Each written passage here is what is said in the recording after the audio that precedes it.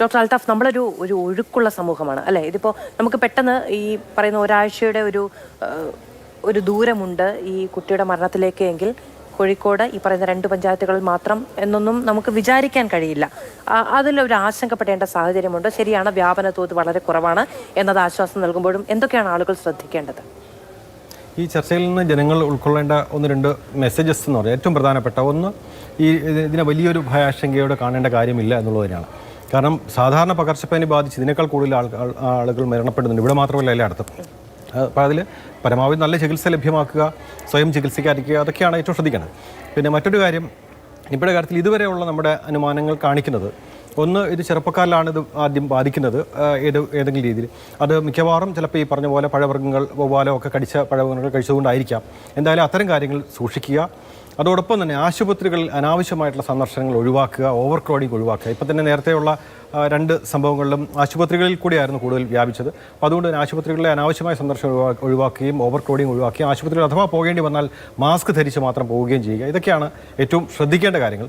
പിന്നെ ആശങ്കപ്പെടേണ്ട എന്ന് പറയുന്നതിൻ്റെ മറ്റൊരു കാരണം കൂടെ, ഇപ്പോൾ തന്നെ ഇതിൻ്റെ ഈ എങ്ങനെയാണ് രോഗം മനുഷ്യരിലേക്ക് പകരുന്നത് എന്നുള്ളതിനെക്കുറിച്ചുള്ള ചർച്ച തീർച്ചയായിട്ടും വലിയൊരു അക്കാദമിക തലത്തിലുള്ള ചർച്ച തന്നെയാണത്. അത് പക്ഷേ പൊതുജനങ്ങൾക്ക് ആശങ്ക ഉണ്ടാക്കാൻ പാടില്ല. കാരണം നമ്മളിപ്പം ഒരു ഉദാഹരണം പറയുകയാണെങ്കിൽ, കോവിഡ് ഇപ്പം ഇതുവരെ ഈ മാസം വരെ നമുക്ക് നോക്കിക്കഴിഞ്ഞാൽ ഏപ്രിൽ 14 കൂടി ലോകാരോഗ്യ സംഘടന റിപ്പോർട്ടിംഗ് നിർത്തിയിട്ടുണ്ട്. എന്നാൽ പോലും 70 കോടി കേസുകളാണ് ഈ 4.5 വർഷം കൊണ്ടുണ്ടായിട്ടുള്ളത്. 70 ലക്ഷം മരണങ്ങളുണ്ടായിട്ടുണ്ട്. പക്ഷേ ഇന്ന് വരെ നമുക്ക് ഈ കോവിഡ് എങ്ങനെയാണ് മനുഷ്യരിലേക്ക് പകർന്നത് എന്നുള്ളത് ഇന്ന് വരെ നിർവചിക്കാൻ സാധിച്ചിട്ടില്ല. ലോകത്തെ ഇത്രയും രാജ്യങ്ങളെ ബാധിച്ച വലിയൊരു ആഗോള പ്രശ്നമായിട്ട് പോലും. അപ്പം അതുകൊണ്ട് ഇപ്പം കേരളം ഈ നിപ്പയുടെ രോഗപകർച്ച എങ്ങനെയാണെന്ന് കണ്ടെത്തിയില്ല എന്നുള്ളത് നമ്മുടെ വലിയൊരു പരാജയമോ വെല്ലുവിളിയാണ് തീർച്ചയായിട്ടും. പക്ഷേ അതിനൊരു പരാജയമായിട്ട് വിശേഷിപ്പിക്കേണ്ടതില്ല. തീർച്ചയായിട്ടും നാം അത് കണ്ടെത്തുക തന്നെ ചെയ്യും. നമ്മുടെ ആരോഗ്യ സംവിധാനവും ആരോഗ്യ പ്രവർത്തകരും അതിന് എക്യുപ്ഡ് ആണ്.